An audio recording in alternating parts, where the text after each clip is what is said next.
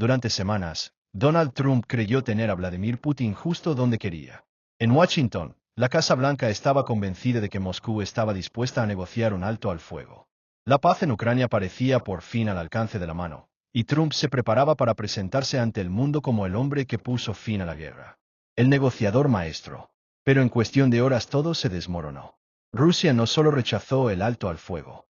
Putin humilló a Trump, sorprendiéndolo con una negativa rotunda a cualquier conversación de paz. El expresidente, que pensaba haber dominado el tablero, ahora improvisa mientras lidia con la traición que jamás vio venir. Quizá Estados Unidos debió anticiparlo. Hoy analizamos por qué Putin eligió este momento para darle la espalda a Trump, qué significa esto para la guerra en Ucrania y la incómoda pregunta que pocos se atreven a plantear. ¿Qué sigue? Pero antes, el contexto. El 13 de febrero de 2025, Trump anunció que había enviado un equipo de delegados estadounidenses a reunirse con representantes rusos en Arabia Saudita. El anuncio se produjo solo días después de una llamada telefónica de 90 minutos entre Trump y Putin, en la que, según el expresidente, ambos discutieron cómo poner fin a la guerra. Salieron de esa conversación optimistas. O al menos, eso parecía. La decisión de Trump rompía años de política estadounidense hacia Rusia. Desde la invasión a Ucrania, no había habido un diálogo directo de este nivel. Moscú, por su parte, también mostraba señales de apertura. El portavoz del Kremlin, Dmitry Peskov, afirmó que Putin había invitado a Trump a visitar Moscú y se mostraba dispuesto a recibir funcionarios estadounidenses en Rusia para tratar temas de interés mutuo, incluyendo, por supuesto, la cuestión ucraniana. Para Trump, estas señales eran prueba de que su plan de paz avanzaba. Putin quería hablar, y Trump estaba listo para cerrar el trato. La reunión se celebró pocos días después. En Arabia Saudita, el equipo de Trump se encontró con los enviados de Putin. Pero hubo un problema imposible de ignorar. Ucrania no fue invitada. Estados Unidos intentaba negociar el fin de la guerra sin el país que estaba siendo invadido. Tampoco hubo delegados de los aliados europeos de Kiev. El diálogo se redujo a dos actores, Washington y Moscú. Aún así, desde la perspectiva de Trump, el resultado parecía alentador. El secretario de Estado, Marco Rubio, aseguró que ambas partes habían acordado la creación de un equipo de alto nivel para apoyar las negociaciones de un alto al fuego.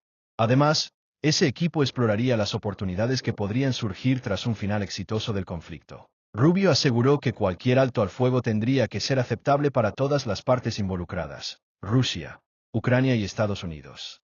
Su tono era conciliador, incluso prudente. El de Trump, en cambio, sonaba desafiante. Al ser cuestionado por la prensa sobre la molestia de Volodymyr Zelensky, quien criticó no haber sido invitado a las negociaciones en Arabia Saudita, Trump fue tajante. Desde su resort en Mar-a-Lago, declaró, Zelensky ha tenido 3 años para terminar esta guerra. Creo que tengo el poder para ponerle fin yo mismo. A partir de ese momento, la postura de Trump hacia Ucrania se tornó cada vez más agresiva. En sus declaraciones posteriores, llegó a insinuar que Ucrania había sido la responsable de iniciar el conflicto, minimizando la responsabilidad de Rusia. No se detuvo ahí. Calificó a Zelensky como un dictador y acusó al presidente ucraniano de cancelar elecciones porque, según él, sabe que perdería en cualquier encuesta real dentro de Ucrania. En una publicación en Truth Social, Trump redobló la apuesta. Afirmó que Zelensky había hecho un trabajo terrible, que Ucrania estaba arrasada y que millones de personas habían muerto innecesariamente por culpa de su liderazgo. La relación entre Trump y Zelensky, que ya era tensa, se deterioró por completo en las semanas siguientes. Durante una reunión privada en la Casa Blanca, ambos tuvieron un intercambio áspero y hostil. Discutieron sobre el curso de la guerra y las recientes decisiones de la administración Trump. Según fuentes cercanas, Trump interpretó los reclamos de Zelensky como un insulto personal. Horas después, suspendió la ayuda militar estadounidense a Ucrania y notificó a los aliados europeos que Estados Unidos ya no compartiría inteligencia con ellos en el frente de guerra. Hasta el 7 de marzo, Trump seguía insistiendo en que Putin estaba siendo más generoso de lo que debía en las conversaciones de paz, mientras describía a Zelensky como el más difícil de los dos líderes con quienes había tenido que negociar. Para muchos observadores, era evidente que Trump había tomado partido. Su discurso daba a entender que Ucrania era la principal responsable del conflicto, y que la negativa de Kiev a llegar a un acuerdo con Moscú estaba prolongando innecesariamente la guerra. Trump criticó a Zelensky en repetidas ocasiones, dejando claro que su administración presionaría a Ucrania para aceptar un acuerdo, estuviera o no lista para ello. Y aún así, Trump aseguraba que Putin estaba dispuesto a negociar un trato justo. Quizá esas sean las palabras que lo persigan por el resto de su vida. Porque el mismo día en que Trump defendía la supuesta generosidad de Putin, el líder ruso lo apuñaló por la espalda. No hubo generosidad. No hubo alto al fuego. De hecho, Rusia se levantó de la mesa de negociaciones, y con ello, cualquier esperanza de paz desapareció. El 7 de marzo, el periódico estatal Pravda confirmó lo que muchos en Occidente temían. Rusia había rechazado cualquier posibilidad de hacer concesiones a Ucrania en futuras conversaciones de paz. El mensaje del Kremlin fue contundente. Moscú no consideraría ningún acuerdo que no implicara la aceptación total de sus demandas, ni permitiría la presencia de tropas de paz, especialmente si venían de naciones occidentales o de la OTAN. En otras palabras, no habría negociación que no terminara exactamente en los términos que Rusia exigía. Ese mismo día, New Voice of Ukraine publicó un informe que subrayaba la gravedad de la situación. Las declaraciones intransigentes de Putin se habían producido apenas 24 horas antes de que Donald Trump asegurara públicamente que el líder ruso sería generoso en las negociaciones de paz. No vamos a ceder ante nadie, declaró Putin durante un discurso en el evento de la Fundación Defensores de la Patria en Moscú. Y fue más allá. Afirmó que Rusia nunca renunciaría a lo que considera territorio ruso, incluyendo no solo las regiones de Ucrania que ya ocupa ilegalmente, sino también el resto del país. La implicación era clara. Para Putin, la soberanía de Ucrania es una ilusión. El mensaje fue reforzado por el ministro de Relaciones Exteriores de Rusia, Sergei Lavrov, quien insistió en que no habría espacio para el compromiso. Al hablar con periodistas, Lavrov rechazó de plano cualquier posibilidad de una misión internacional de paz, afirmando que la llegada de pacificadores europeos equivaldría a una participación directa de la OTAN en la guerra, algo que Rusia consideraría un acto hostil. Estas declaraciones fueron un golpe devastador para la estrategia de Trump. Mientras él seguía presentando a Putin como un socio razonable y dispuesto a negociar, el Kremlin exhibía una postura radicalmente opuesta. Rusia no estaba dispuesta a aceptar ningún acuerdo que no equivaliera a la rendición total de Ucrania. En ese contexto, cualquier plan de Trump que no implicara obligar a Ucrania a capitular quedó completamente desarmado. Moscú ya no estaba interesada en negociar, y parecía estar aprovechando la política de desescalada que Trump había impulsado días antes para reforzar su posición en el campo de batalla. De hecho, casi de inmediato después de que Trump anunciara la suspensión de la ayuda militar estadounidense a Ucrania, Rusia intensificó sus operaciones ofensivas. El 7 de marzo, las fuerzas rusas lanzaron una serie de ataques en Donetsk y Kiev, dejando al menos 20 muertos. Al día siguiente, Rusia disparó 2 misiles balísticos que impactaron en el centro del pueblo fronterizo de Dobzhansk. El ataque provocó un incendio que consumió un edificio residencial de 5 pisos y causó la muerte de 11 personas. Peor aún, cuando los equipos de rescate llegaron a la zona para evacuar a los heridos, un tercer misil fue lanzado directamente contra ellos. El ataque deliberado a los rescatistas dejó un saldo total de 47 personas heridas, incluidos 7 niños, según informó el presidente Zelensky. Para Ucrania, estos ataques representaron un recrudecimiento brutal de la ofensiva rusa. Para el mundo, dejaron al descubierto la realidad. Putin nunca tuvo intención de ser generoso.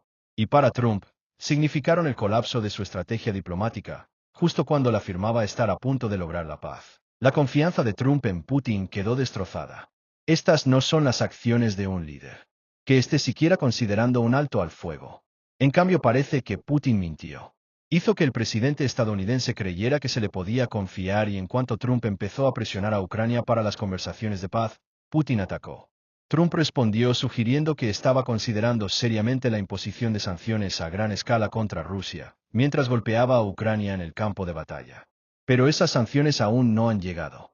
Y su anuncio fue la misma rueda de prensa en la que Trump todavía describía a Putin como generoso. Es demasiado poco, demasiado tarde. Putin logró engañar a Trump y crear una situación en la que pudiera intensificar aún más sus ataques contra Ucrania. La pregunta ahora es simple. ¿Por qué Rusia ha rechazado la idea de cualquier tipo de alto al fuego? Hay múltiples respuestas posibles. La más obvia es que Rusia solo está dispuesta a aceptar un acuerdo que se ajuste completamente a sus intereses. Según la Fundación Hammerstone, su deseo de conformidad total choca con la postura de Trump sobre el acuerdo de paz. La fundación sostiene que Trump ha prometido ayudar a Ucrania a recuperar la mayor cantidad de territorio posible en el acuerdo, lo que no encaja con los intereses de Rusia. Recuerda los comentarios de Putin sobre no ceder ante nadie. Para el líder ruso, el territorio que ocupa en Ucrania ya forma parte de Rusia. No va a devolver ni un centímetro sin importar lo que afirme Trump. Con Rusia totalmente comprometida a continuar la guerra hasta lograr sus objetivos, la posibilidad de una paz negociada parece más remota que nunca. El conflicto amenaza con escalar aún más, arrastrando a otros países al campo de batalla o desatando nuevas crisis humanitarias de proporciones devastadoras. Estados Unidos se enfrenta ahora a una encrucijada. La presión internacional y el deterioro de la situación en Ucrania podrían obligar a Trump a reconsiderar su decisión de cortar la ayuda militar. Sin embargo, dar marcha atrás significaría reconocer públicamente que su estrategia fracasó, algo que hasta ahora parece reacio a admitir. Pero existe otro escenario, una prolongada guerra de desgaste. Un conflicto en el que ni Rusia ni Ucrania logren avances decisivos, mientras la destrucción se extiende y la fatiga de guerra se instala tanto en el frente como entre los aliados internacionales. Una guerra sin fin a la vista, donde cada día de resistencia se paga con más vidas y más ruina. Putin, por su parte, parece apostar por esa vía. Juega a largo plazo. Sabe que si logra desgastar a Ucrania y sembrar el cansancio entre sus aliados occidentales, la balanza podría inclinarse a su favor.